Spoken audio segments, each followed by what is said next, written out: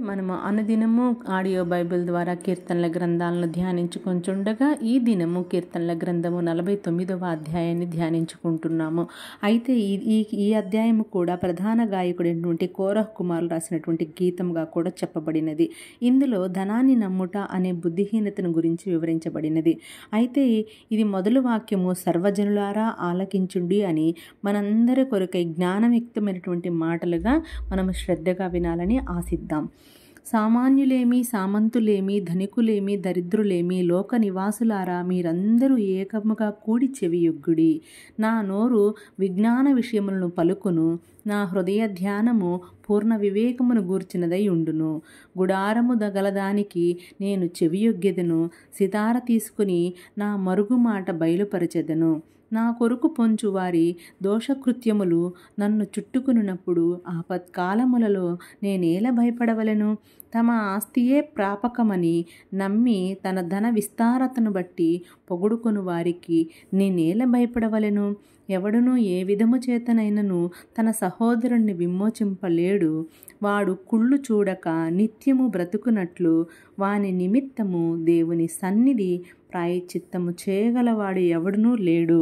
వారి ప్రాణ విమోచన ధనము బహు గొప్పది, అది ఎన్నటికీ తీరక అట్లుండవలసినదే. జ్ఞానులు చనిపోదురను సంగతి అతనికి కనబడకుండా పోదు. మూర్ఖులను పశుప్రాయులను ఏకముగా నశింతురు.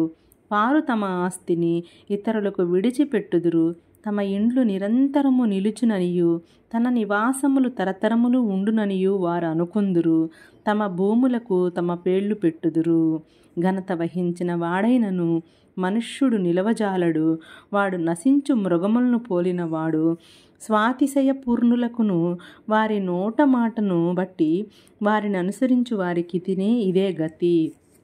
వారు పాతాళములో మందగా కూర్చబడుదురు. మరణము వారికి కాపరి అయుండును. ఉదయమున యథార్థవంతులు వారిని ఏలుదురు. వారి స్వరూపములు నివాసము లేనివై పాతాళములో క్షయమైపోవును. దేవుడు నన్ను చేర్చుకొనును.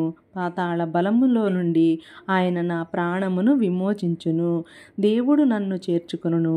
పాతాళ బలములో నుండి ఆయన నా ప్రాణమును విమోచించును. ఒక ధన సంపన్నుడైనప్పుడు వాని ఇంటి ఘనత విస్తరించినప్పుడు భయపడకుము. వాడు చనిపోవునప్పుడు ఏమీయూ కొనిపోడు. వాని ఘనత వాని వెంట దిగదు. నీకు నీవే మేలు చేసుకుంటివని మనుష్యులు నిన్ను స్తుతించినను తన జీవిత కాలమునప్పుడు తన్ను పొగుడుకొనినను అతడు తన పితరుల తరమునకు చేరవలెను. వారు మరెన్నడూ వెలుగు చూడరు. ఘనత నుండియుండియు బుద్ధిహీనులైన వారు నశించు జంతువులను పోలి ఉన్నారు. Thank you. Praise the lord.